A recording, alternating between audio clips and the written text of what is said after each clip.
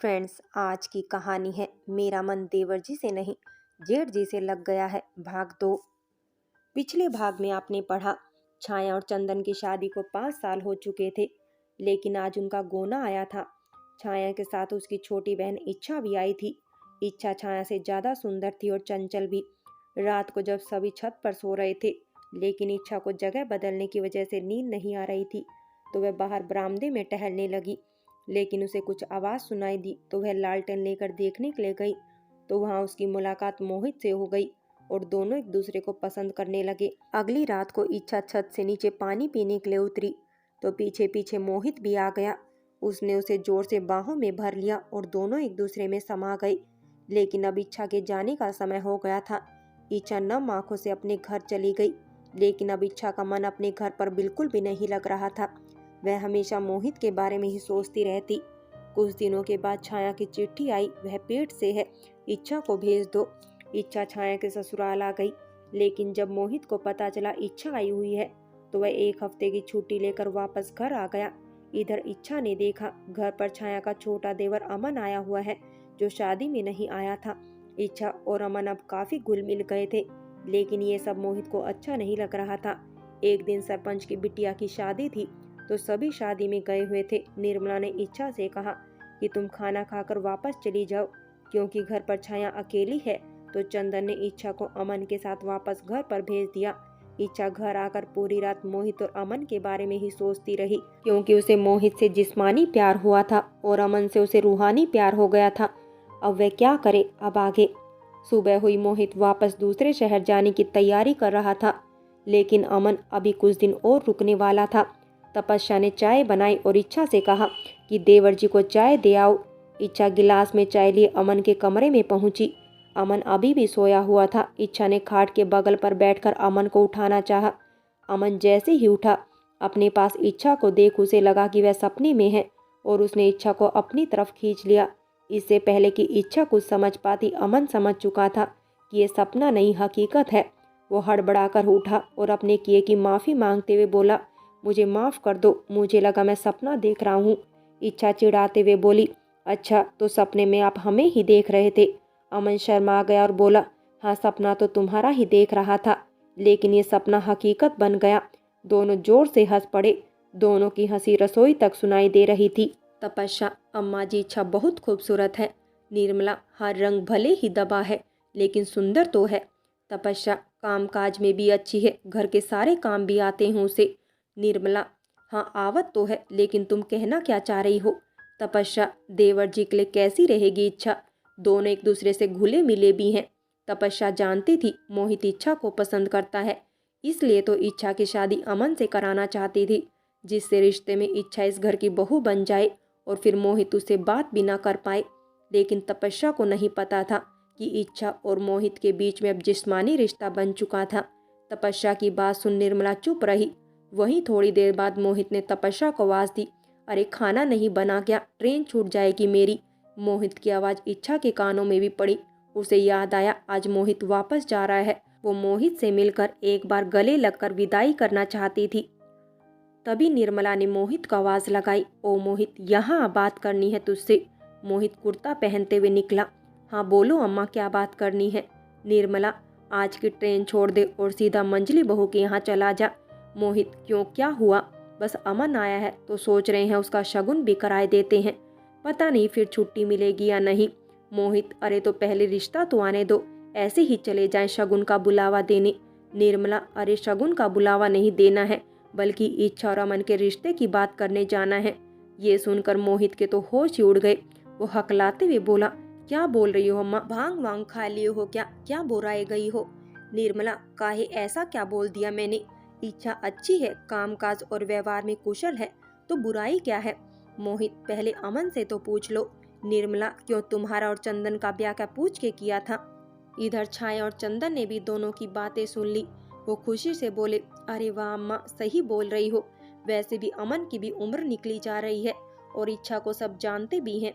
इच्छा के कानों में जब ये बात पहुंची तो पहले तो वह बहुत खुश हुई, फिर उसे अपना और मोहित के रिश्ते का ख्याल आया तो वह परेशान हो गई। अब क्या होगा। तपस्या मोहित को देखकर मुस्कुरा रही थी। उसके लिए तो सांप भी मर गया और लाठी भी ना टूटी। मोहित दुखी मन से तैयार होकर छाया के घर जाने लगा तो इच्छा बोली, दीदी मैं भी इनके साथ चली जाऊं और फिर साथ में आ भी जाएंगे। निर्मला बोली, हाँ चली जाओ, अब तो वैसे भी तुम्हें यही रहना है। इच्छा तैयार हुई और मोहित के साथ चल दी। दोनों बस स्टैंड पर बस का इंतजार कर रहे थे। मोहित, तूने एक बार भी मना नहीं किया इस शादी के लिए। मैं क्यों बोलूं और क्यों बोलूं? मेरे मना करने पर न जाने कितने सवाल किए जाते। अब सब आपके हाथ में है। मोहित, एक काम करते हैं, भाग चलते हैं दोनों। इच्छा, ना बाबा ना, भागना नहीं है हमको। कब तक भागते रहेंगे? जो हुआ सो हुआ, लेकिन ये सब हमसे ना होगा। मोहित, तू समझती नहीं है। एक पल को मान ले मैं तुझे भुला भी दूं, लेकिन शादी के बाद तू हर पल मेरे सामने रहेगी और बार बार मुझे अपनी गलती का एहसास होता रहेगा। कुछ भी हो जाए, मैं ये शादी होने नहीं दूंगा। तब तक बस आ गई और दोनों बस में बैठ गए। 2 घंटे बाद दोनों गांव पहुंच गए। वहां मोहित का खूब आदर सत्कार हो रहा था। इच्छा के बापूजी ने बातों बातों में पूछ लिया कि अचानक कैसे आना हुआ। मोहित ने शादी की बात ना चलाई और बहाना बना दिया कि इच्छा का आप दोनों से मिलने का मन हो रहा था, इसलिए मैं इसे लिवा लाया। इच्छा की माँ इच्छा को डांटने लगी, 10 दिन भी ना हुए थे और तुझे माँ की याद आने लगी। मोहित 2 दिन वहां रुका। इस बीच वो इच्छा के कमरे में भी अकेले चला जाता। तीसरे दिन जब मोहित ने इच्छा को साथ चलने के लिए कहा तो उसने मना कर दिया और कहा कि वो कुछ दिन रुककर भाई के साथ आ जाएगी। मोहित सबसे मिलकर वापस अपने घर चला आया। मोहित को अकेला देख निर्मला ने पूछा, इच्छा कहाँ है? मोहित ने फिर बताया कि वो कुछ दिन रुकना चाहती है तो उसे छोड़ आया। फिर निर्मला ने रिश्ते की बात पूछी। पहले तो मोहित चुप रहा, फिर बोला, उन्होंने रिश्ते के लिए मना कर दिया है। इतना सुनते ही निर्मला का गुस्सा 7वें आसमान पर पहुंच गया। वो चिल्लाते हुए बोली, आखिर बुराई क्या है मेरे बेटे में? अच्छी नौकरी भी है, लाखों दहेज देंगे तब भी ना मिलेगा ऐसा लड़का। निर्मला की आवाज सुन सभी घर वाले इकट्ठा हो गए। निर्मला छाया को देखते हुए बोली, क्यों रे बहुरिया, हमने क्या तुझे कभी गम या दुख दिए हैं? छाया डरते हुए, नहीं माँ जी, लेकिन हुआ क्या है? अरे तेरे बापू ने तो साफ मना कर दिया इस रिश्ते के लिए। समझ क्या रखा है अपने आप को? अरे हमें तो इच्छा पसंद आ गई थी। हमने सोचा दोनों बहनें एक ही घर में मिलजुल कर रहेगी, लेकिन यहाँ तो लोगों को भाव ही नहीं मिल रहे। छाया निर्मला को समझाने लग गई कि वो खुद मायके जाकर उनसे बात करेगी। उधर मोहित के जाने के बाद इच्छा को न जाने क्यों पछतावा सा हो रहा था। उसे अपने मन पर काबू करना चाहिए था। उसकी वजह से तपस्या दीदी का घर भी टूट रहा था। वहीं अमन बाबू तो उसे सच्चा प्रेम करते हैं और कभी छूने की कोशिश भी नहीं की। ये सारी बातें इच्छा के दिमाग में घूमने लगी। इच्छा से रहा ना गया और उसने अपनी अम्मा को बता दिया कि छाया की सास इच्छा और अमन का ब्याह पक्का करना चाहती है। ये बात सुन इच्छा की अम्मा खुशी से झूम उठी। वो दौड़ते हुए इच्छा के बापू के पास गई और उन्हें सारी बात बताई। इच्छा के बापू ने कहा, अगर ऐसी बात होती तो मोहित तो अभी आए ही थे, तो वो जरूर बताते।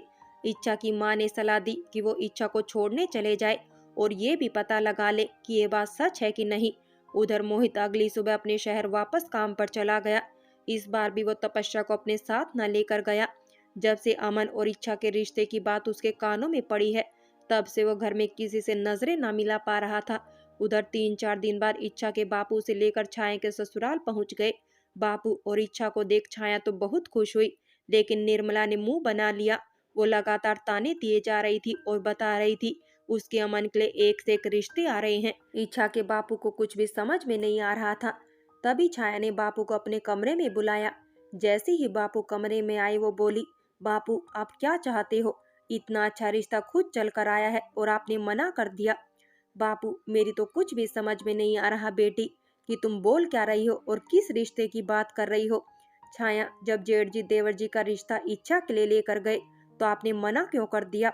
बापू बिल्कुल सन्न रह गए और बोले, अरे मोहित रिश्ता लेकर थोड़ी ना आए थे, वो तो बस इच्छा को छोड़ने आए थे और उन्होंने तो रिश्ते की बात तक नहीं की थी। वो तो इच्छा ने तुम्हारी अम्मा को बताया तो हम पता करने चले आए। इच्छा वहीं बैठी दोनों की बातें सुन रही थी। छाया, हो सकता हो जेठ जी कोई रिश्ता पसंद ना आ रहा हो, वो कुछ दान दहेज के बारे में सोच रहे हो। बापू, अरे जो तुम्हें दिया है वो इच्छा को भी देंगे। मैं जाकर समधन जी से बात करता हूँ। इच्छा के बापू ने निर्मला से माफी मांगी और अमन के साथ इच्छा का रिश्ता तय कर दिया। इच्छा इस रिश्ते से काफी खुश थी, लेकिन मोहित के साथ बनाए हुए संबंध से उसे डर लगने लगा था। इच्छा के बापू रिश्ता तय करके चले गए और अब इच्छा को अपने साथ लेकर वापस चले गए। निर्मला ने साफ कह दिया, इस जाड़े की लगन में ब्याह करा दो। घर पहुंचकर बापू ने सबसे पहले पंडित को बुलाया। पंडित ने 2 महीने बाद की तारीख निकाल दी। उधर चिट्ठी से मोहित को शादी की तारीख के बारे में बता दिया। ये सुन मोहित के तो होश ही उड़ गए।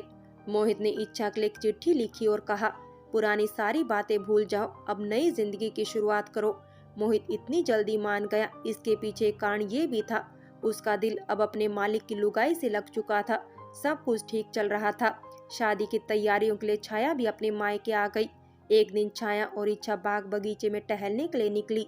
अचानक इच्छा को उल्टियां होने लगी।